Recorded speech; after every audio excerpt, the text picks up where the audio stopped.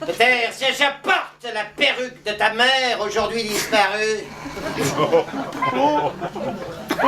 c'est pour bien te faire comprendre combien ton père est différent de ton père.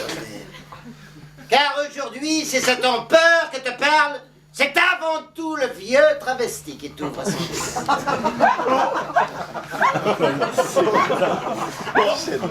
Tu le sais peut-être, j'aimais René, ta mère, sainte femme,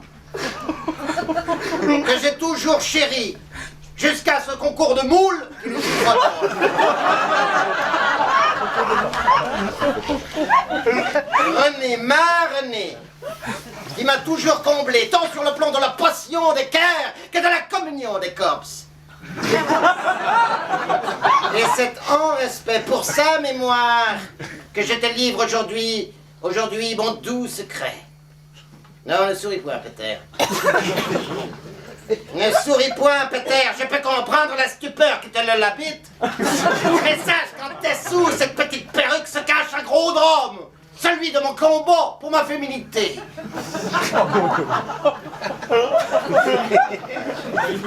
Oh, combien il me fallut du temps pour accepter en moi,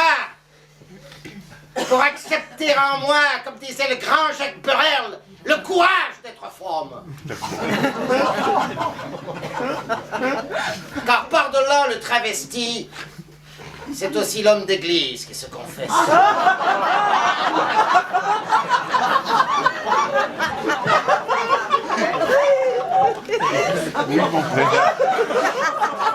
L'ecclésiaste, le prolat. C'est pourquoi, en vérité, je te le dis, moi, évêque de Bruxelles,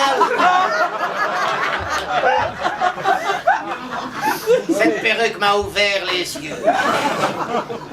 Elle m'a fait prendre conscience des minorités oppressées, de ces différences condamnées à l'indifférence, de ces frères chrétiens qui nous crient « Oui, je suis travesti, oui, je suis transsexuel, oui, je suis sadomasochiste, mais je suis chrétien !» Non, d'une seconde.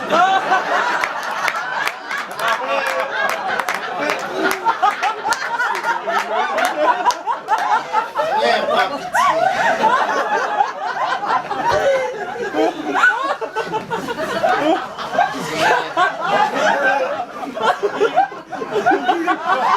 Non, ne me regarde pas. Peter, avec ses yeux de sardine frette. Aujourd'hui, Peter, qui est notaire. Ah oui, maître Peter Venschloot. Mais c'est une raison pour mépriser ma différence. Et c'est afin, justement, de préserver ce droit à la différence que j'ai décidé, moi, évêque de Bruxelles, de fonder l'association des travestis évêques belges.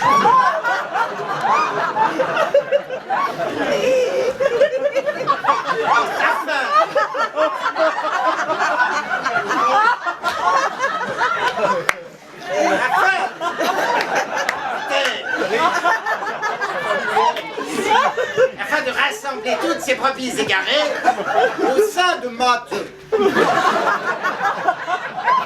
maison de l'association des travestis avec mère.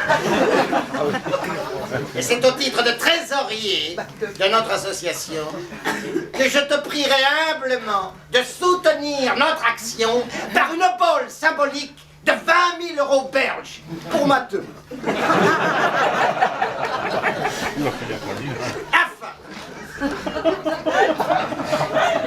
Afin que nous puissions enfin cette année nous offrir notre grand Charles Gay Pride.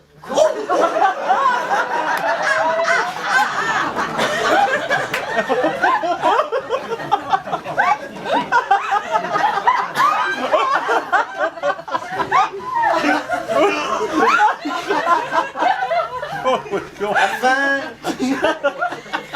d'encourager ton vol, je te dirai ce soir le texte apocryphe de Saint-Pétard. Pétard. Sur les hauteurs de Mykonos.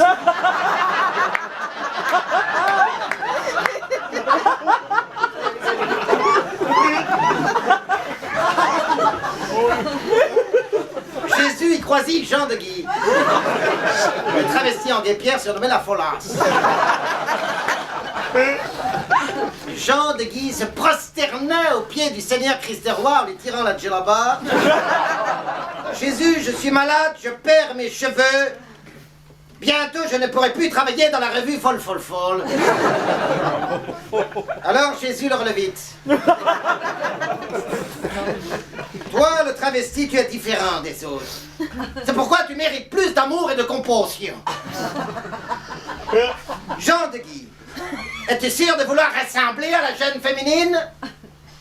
Oui, je le veux, s'écria Jean de Guy. Alors Jésus posit ses mains sur le crâne déchevelé de Jean de Guy. Et de longs cheveux multicolores les retombirent aussitôt, ainsi qu'une petite poitrine factice. Ainsi fit Jésus, qui n'était qu'amour et que compassion. Prions le Seigneur.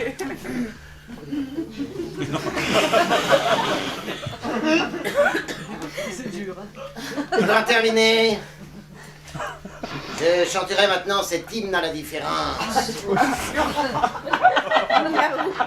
Inspiré de la célèbre chanson de notre compatriote Jacques Brel,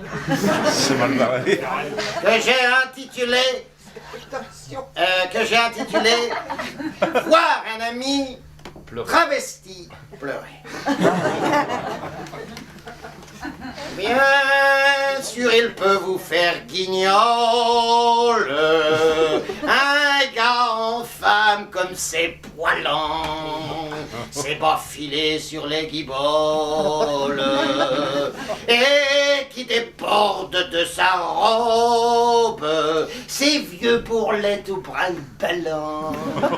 En plus, il lui manque des dents, mais voir un ami travesti pleurer, bien sûr les femmes infidèles, oh les pétasses,